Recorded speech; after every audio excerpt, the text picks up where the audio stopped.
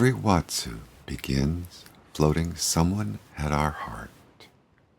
Once we determine they are comfortable, we drop into the emptiness at the bottom of the breath and do nothing. When the weight on our arm begins to lighten up as they breathe in, our breath is drawn up. And then, still doing nothing, we drop right back into the emptiness at the bottom of the breath, again and again, each time dropping deeper. So deep, we are not even doing the doing of waiting. And then we are truly drawn all the way up out of the emptiness. This way of being connected through the breath is worlds apart from looking for or listening for someone's breath. There is no separation. Our connection in that emptiness establishes the rhythm of all our subsequent moves and stretches. Being moved to that rhythm, we don't stop to see if they're still breathing to it. They usually are. But even if they forget to breathe, their body continues to surrender to the rhythm that are both doing nothing established in the emptiness. Every breath draws a move. Every move carries the breath with it. The breath on its way in as we push with a foot to turn, the breath on its way out as we settle down, preparing to push back. What we called the water breath dance, when it was free of any impulse, has brought us together into this body breath dance, in which both body and breath lead and follow. No matter how distant the shores the one in our arms may have drifted out to, the breath draws them back. These are the opening moves of basic Watsu, which is the first step on all the Watsu paths. On the professional path, these breath-timed moves lead into even more powerful stretches and combinations that can be adapted to all the kinds of conditions that Watsu has found success in treating.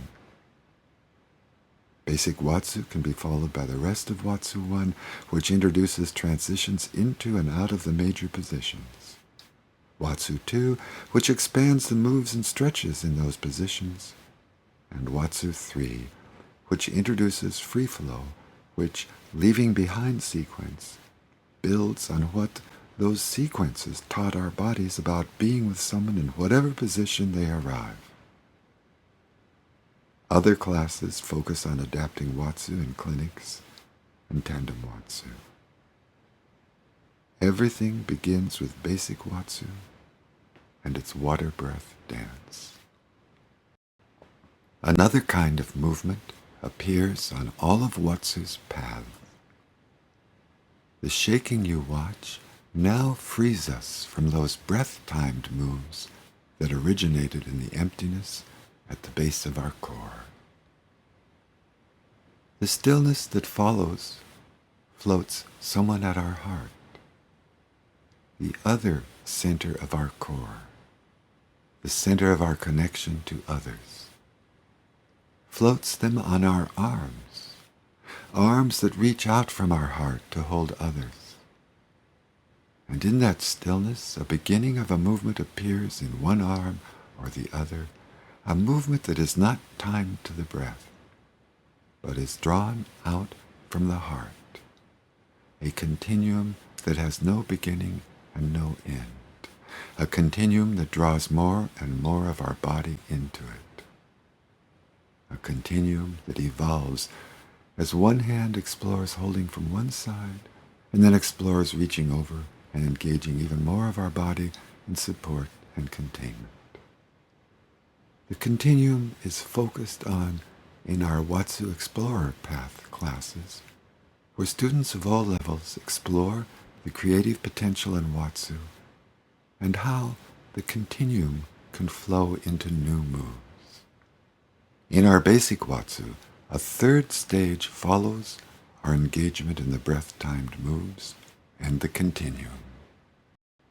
It is a stillness in which we hold someone out so far that neither our breath, nor our heart, nor our body are engaged in whatever is now allowed to be drawn up their own core. We never know what is inside another, but having been in others' arms, and from what those who have been in our arms have told us, we know many levels are reached in the short space of a basic Watsu.